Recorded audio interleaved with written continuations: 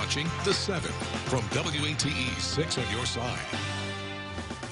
Good evening, I'm Bo Williams, and welcome to The 7. Let's get a look at the big 7 stories right now. Topping the list for us tonight, Oak Ridge National Laboratory just announced a remarkable discovery. While studying autism, 2 researchers found something that could change how the disorder is diagnosed. Scientists have now discovered a genetic mutation in the ACMSD gene that could lead to better diagnostics. Computational biologists Mike Garvin and David Kainer led the team in this study to try and find the causative genes for autism. The picture we have of autism right now is we have a lot of the pieces, but it's kind of blurry. And so what this is doing and what we're trying to say with this study is that there's some important puzzle pieces that we've been leaving out. And if we add those in, it's really going to bring this into sharper focus. Scientists have estimated that around 80% of autism is genetic, but until now have not seen the genetic mutations that cause it. Next on The 7, Tennessee Senators Marsha Blackburn and Bill Hagerty voted no today for the Respect for Marriage Act. However, it moved forward with bipartisan support. The bill would ensure same-sex and interracial marriages are legally recognized if the Supreme Court overturned its precedents. Now, Democrats hope to get this bill passed before Republicans take control of the House with representatives like Andy Ogles.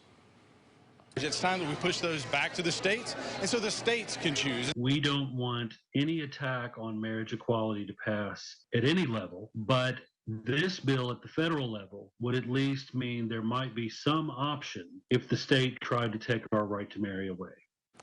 The bill could be up for a final vote in the Senate by the end of the week before going back to the House. Next on our list for you, a local restaurant has decided to offer something that's largely unheard of in the service industry, health care benefits. 6 on Your Side reporter Kristen Gallant visited Craven Wings to find out what this means for these workers and how this change will affect your bill.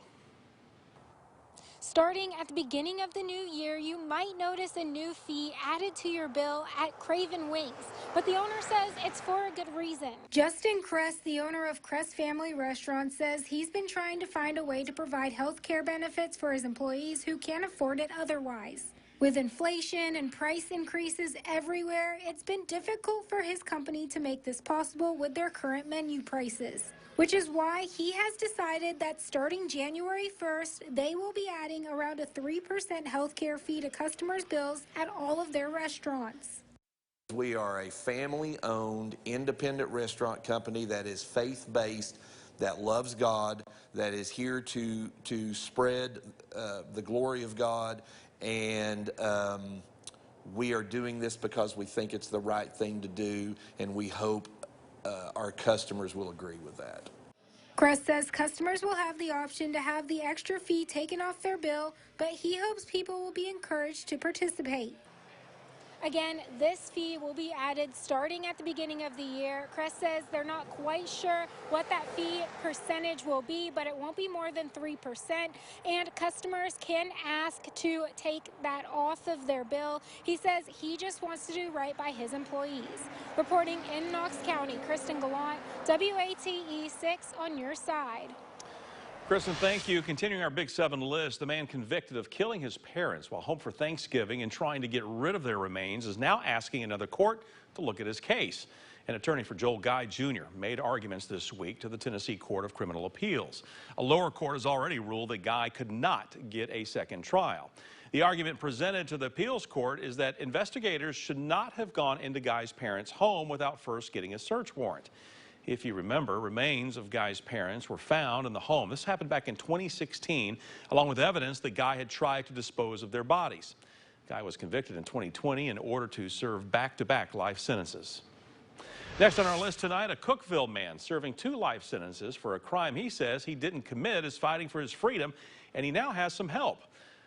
Greg Lance was convicted of a 1998 double murder and arson in Cookeville. Now attorneys for the Innocence Project are petitioning for DNA testing on some of the evidence, since the technology didn't exist at the time of Lance's trial. Greg Lance was found guilty of shooting and killing a Putnam County couple and then burning their home to destroy the evidence.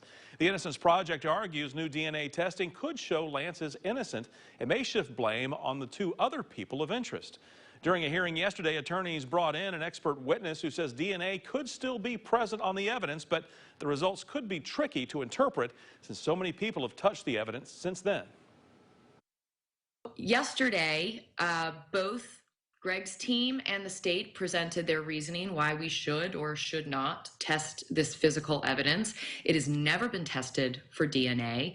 The fingerprints that were collected from that material were never run through any database. And so a visiting judge from Murfreesboro, Judge Don Ash, heard the arguments, and he has 30 days to determine whether or not he is going to grant that testing. The Innocence Project asked the court to have a fingerprint found on a battery entered into a national database to see if there are any matches. The state adds, regardless of what DNA may be found on the items, there's still strong circumstantial evidence against Lance. Next on our list, the Combat Veterans Motorcycle Association is teaming up with Second Harvest to make sure our nation's heroes have enough to eat. Today was the nonprofit's quarterly mobile food pantry, this time held in the Morristown community. Now, 4 times a year, the organization collects food, puts together boxes, and then hands them out as a thank you to East Tennessee veterans and active duty personnel that might need a little extra help. Since Thanksgiving is coming up next week, each distribution box included a turkey. Now, this was on top of volunteers grilling and handing out hot dogs and hamburgers to veterans as they picked up their food boxes. We're told the University of Tennessee's ROTC also helped collect food items and help facilitate the distribution effort.